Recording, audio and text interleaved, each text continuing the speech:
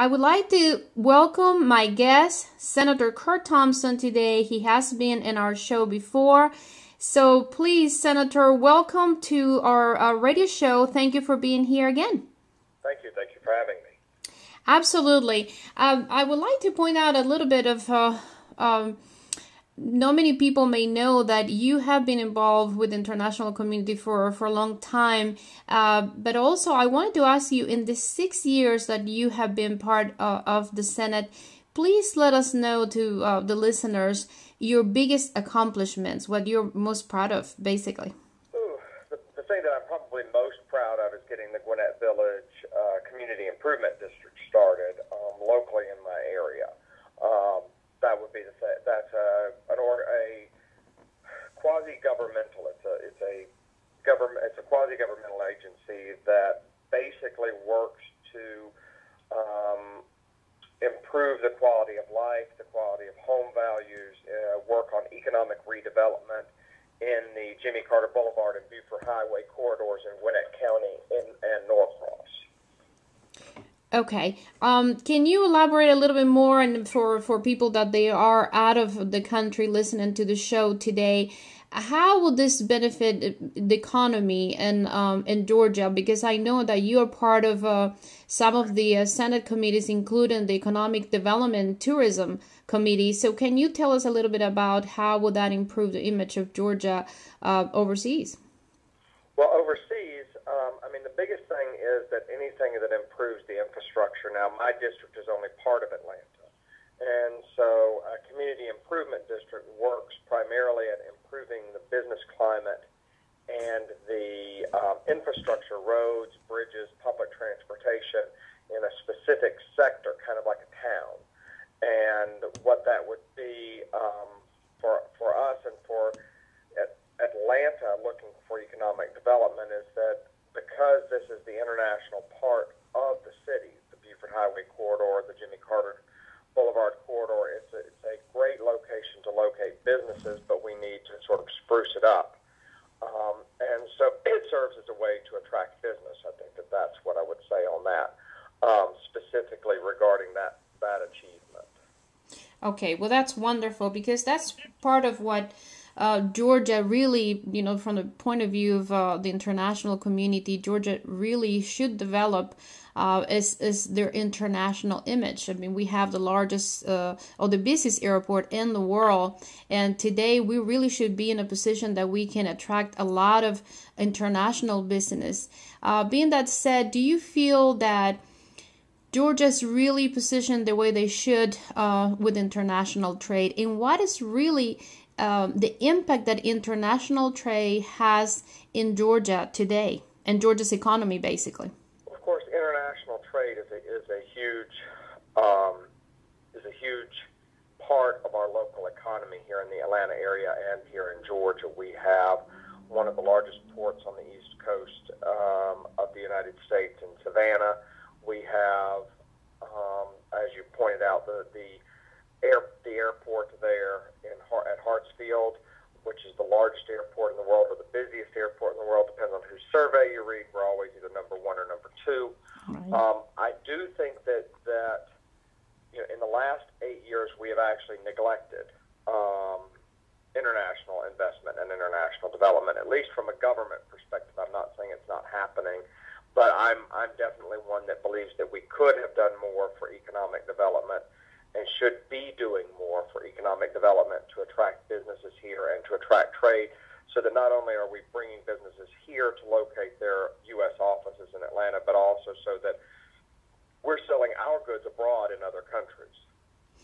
Absolutely. Absolutely. That's very interesting you mentioned that, because many of the international business happen to agree with that.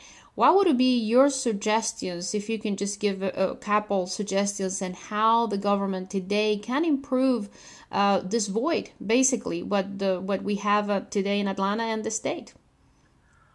I think one of the things is that we need a real focus on economic development. We need a real focus on promoting our state, the way you see states ranging from Michigan to California doing. We spend less than any other southern state on promoting tourism, for instance.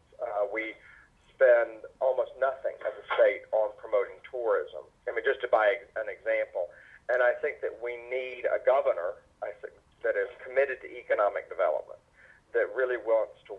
on nothing but economic development,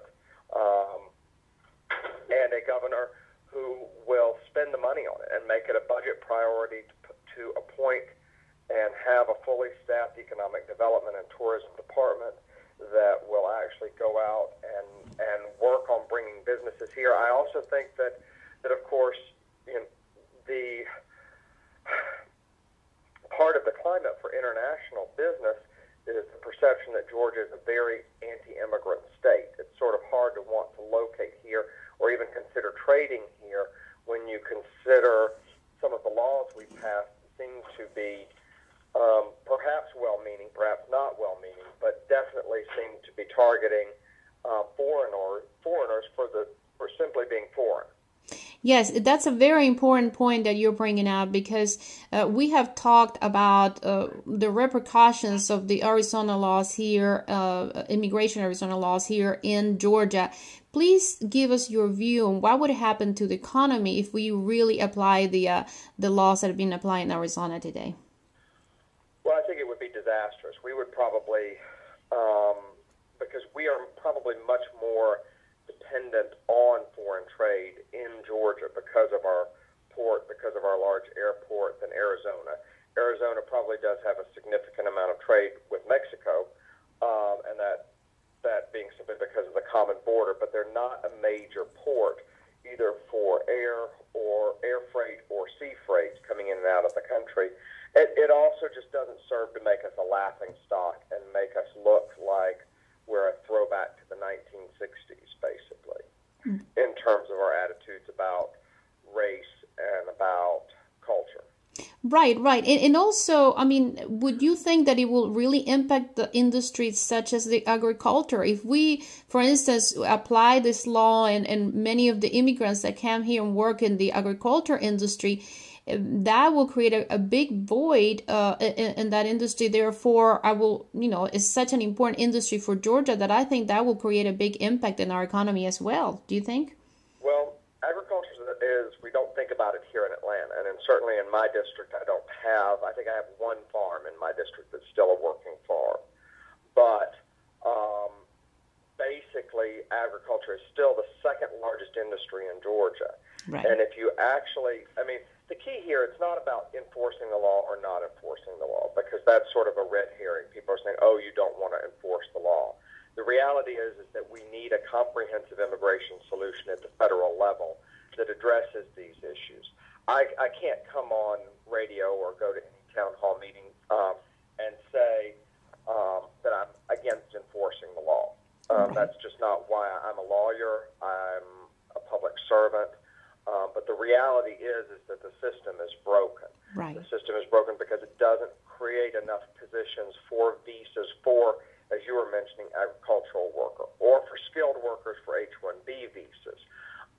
It simply is a system that's not workable. It was designed in the 1980s, almost 30 years ago, and it was designed principally around what will get enough votes to pass, not what is a workable system that makes sense. And then, of course, Congress, when the Republicans took over in 1994, they passed a series of fairly anti-immigrant measures in the late 1990s, and then in the early 2000s again, right after 9/11, making it even harder to get visas, further crimping the system and further making a bad system worse. Certainly, I don't support any type of an Arizona law, but the principal reason, not only because it would be bad for economic development, that's not an issue, it's just simply wrong, and it's not going to solve the problem. The problem has to be solved at the federal level. Absolutely. I completely agree with you. I can tell you that as an international person that came here with a student visa, I can honestly say that any country where immigrants will go to, they have to follow the law. That's the number one thing. Here, there are immigration laws that they need to be followed, but agreeing with you that the immigration laws that they are in place today, they need to be updated. And that's what we